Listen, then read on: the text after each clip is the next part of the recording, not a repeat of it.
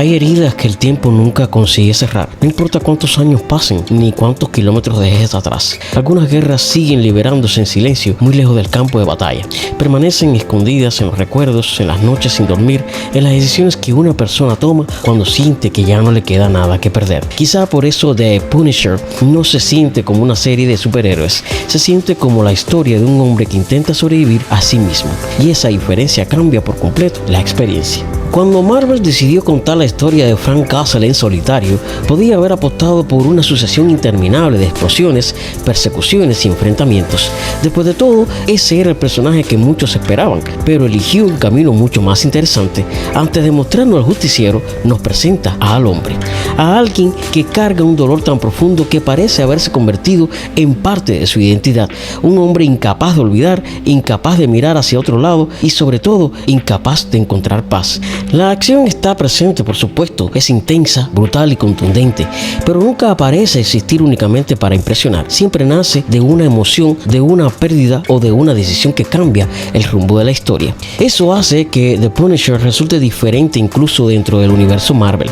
Aquí nadie intenta salvar al mundo, cada personaje intenta salvar aquello que todavía queda de sí mismo. Detrás de esa sensación de realismo hubo una decisión muy consciente. Steve Lightfoot, creador de la serie, entendió que Frank Castle funcionaría mejor cuanto más humano pareciera. Por eso el equipo dedicó buena parte del proceso de escritura a investigar el mundo de los veteranos de guerra, las secuelas de combate y el peso emocional que muchas personas continúan cargando cuando el uniforme deja de formar parte de su vida. Y esa investigación se nota. La serie no tiene prisa, se permite guardar silencio, se detiene en una mirada, en un recuerdo, en una conversación aparentemente sencilla que termina revelando mucho más que cualquier escena de acción. Porque al final, la verdadera batalla de Frank nunca ocurre únicamente frente a sus enemigos. También ocurre cuando intenta convencerse de que todavía existe algo por lo que merece seguir adelante. Visualmente, The Punisher parece querer recordarnos constantemente que su protagonista vive atrapado entre dos mundos. Las calles de New York aparecen frías, casi vacías de esperanza. Los colores son apagados, las sombras ocupan gran parte de la pantalla y la luz rara vez transmite tranquilidad. No es una decisión estética sin más, es una forma de hacernos sentir cómo ve Frank el mundo. Incluso las escenas de acción están filmadas con una sinceridad poco habitual. La cámara no intenta ocultar los golpes mediante cortes rápidos, nos obliga a permanecer allí observando las consecuencias de cada disparo y de cada enfrentamiento. Y cuando llega el silencio, ese silencio pesa. La música de Tyler Bates entiende perfectamente cuándo debe aparecer y cuándo es mejor desaparecer para dejar que sea el propio vacío quien hable. Porque hay momentos en los que una respiración cansada dice mucho más que cualquier melodía. Es difícil imaginar hoy a otro actor interpretando a Frank Castle. Jon Bernthal no solo construyó un personaje imponente, construyó a un hombre roto. Hay una tristeza permanente en su forma de caminar, en su mirada, incluso cuando permanece completamente inmóvil. Nunca parece disfrutar de la violencia, simplemente actúa como alguien que hace mucho tiempo dejó de encontrar otra salida. Y quizá por eso resulta tan convincente. Bernthal pasó meses preparándose físicamente, pero también escuchando historias reales de soldados y veteranos para comprender mejor aquello que las palabras muchas veces no alcanzan a explicar. El resto del reparto acompaña esa misma búsqueda de autenticidad. Nadie parece estar allí únicamente para cumplir una función dentro del guión. Todos cargan sus propias heridas, todos intentan encontrar sentido a las decisiones que tomaron, y esa humanidad termina convirtiéndose en uno de los mayores logros de la serie. Existe una curiosidad que resume muy bien la filosofía con la que fue creada la serie. Los responsables nunca quisieron que la violencia fuera del verdadero espectáculo. De hecho, muchas escenas fueron revisadas varias veces para asegurarse de que cada disparo, cada golpe y cada muerte tuvieran un peso emocional y narrativo. Jon Bernthal entrenó con especialistas en tácticas militares y consultó a antiguos miembros de las Fuerzas Armadas para que cada movimiento transmitiera autenticidad. Pero quizás el mayor desafío llegó fuera del set. Durante la campaña de lanzamiento ocurrieron varios tiroteos que conmocionaron a Estados Unidos y Netflix decidió retrasar parte de la promoción por respeto a las víctimas. Fue un recordatorio de que algunas historias, por muy ficticias que sean, dialogan inevitablemente con la realidad. Ahora permítanme tocar algunas diferencias claves entre el cómics y la serie. La adaptación de Netflix tomó el núcleo emocional del personaje creado por Gerry Conway, John Romita y Ross Andru, pero alteró drásticamente su mitología para adaptarla a un formato de thriller televisivo contemporáneo. El origen de la tragedia. En los cómics, la familia de Frank Castle muere al quedar atrapada en el fuego cruzado de una ejecución de la mafia en Central Park. En la serie, la ejecución es un asesinato premeditado por una operación encubierta militar ilegal.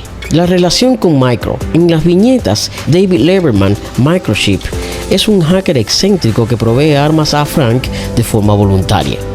En la serie, es un analista de la NSA, prófugo de la justicia, cuya alianza con Frank nace de la necesidad mutua de proteger a sus familias y destruir una conspiración gubernamental. La identidad de Jigsaw. El archienemigo de Frank, Billy Russo, es en los cómics un asesino a sueldo del bajo mundo apodado El Guapo. En la serie, se convierte en el mejor amigo de Frank de su época militar, transformando su posterior rivalidad en una traición profundamente trágica y personal. El nivel de violencia. Aunque la serie es explícita y cruda, los cómics de la línea Marvel Max, escrito por Garth Ennis, muestran un nivel de nihilismo, sadismo y brutalidad gráfica que la televisión no pudo replicar por completo. Hay algo curioso en la historia de The Punisher. A pesar de la buena recepción que tuvo Jon Bernthal como Frank Castle y el del cariño que muchos espectadores desarrollaron por la serie, su recorrido terminó antes de lo que muchos esperaban. En 2019, Netflix anunció que The Punisher no continuaría con una tercera temporada. No fue una decisión aislada. En aquellos años, Marvel comenzó a reorganizar por completo su estrategia televisiva tras el nacimiento de Disney Plus, y poco a poco todas las series que había producido junto a Netflix fueron llegando a su fin. Para muchos fue una despedida inesperada, no porque la historia careciera de potencial, sino porque todavía quedaban caminos por explorar para un personaje que apenas empezaba a encontrar un nuevo rumbo. Durante años, el futuro de Frank Castle quedó en silencio. La serie permaneció disponible, los seguidores siguieron recomendándola y Jon Bernthal continuó siendo para muchos la versión definitiva del personaje. Ese apoyo constante demostró que algunas interpretaciones trascienden el momento en que fueron creadas. Con el tiempo llegaron buenas noticias. Marvel Studios decidió recuperar el personaje y Bernthal volvió a intentarlo en el universo cinematográfico de Marvel, confirmando que, aunque la serie había terminado, Frank Castle no había dicho su última palabra. Quizá ese sea el mayor legado de The Punisher. Su cancelación puso fin a una etapa, pero no logró borrar el impacto que dejó. Al contrario, hizo que muchos la recordaran como una de las propuestas más maduras, humanas y arriesgadas que ha tenido Marvel en televisión. Tal vez esa sea la razón por la que The Punisher sigue dejando huella. No porque tenga algunas de las mejores escenas de acción de Marvel, ni porque Frank Castle sea un personaje implacable, sino porque nos recuerda algo profundamente humano. Hay personas que sobreviven a la guerra, pero nunca consiguen regresar del todo. Y aunque la serie habla de conspiraciones, de corrupción y de venganza, en el fondo nos habla de algo mucho más cercano, de la dificultad de seguir viviendo cuando el dolor parece haberse convertido en la única compañía que nunca se marcha. Quizá por eso, cuando termina el último episodio, uno recuerda solo los enfrentamientos, recuerda el silencio, las miradas y esa pregunta que queda suspendida mucho después de que aparezcan los créditos. ¿Qué parte de nosotros somos capaces de conservar cuando la vida nos obliga a perderlo todo?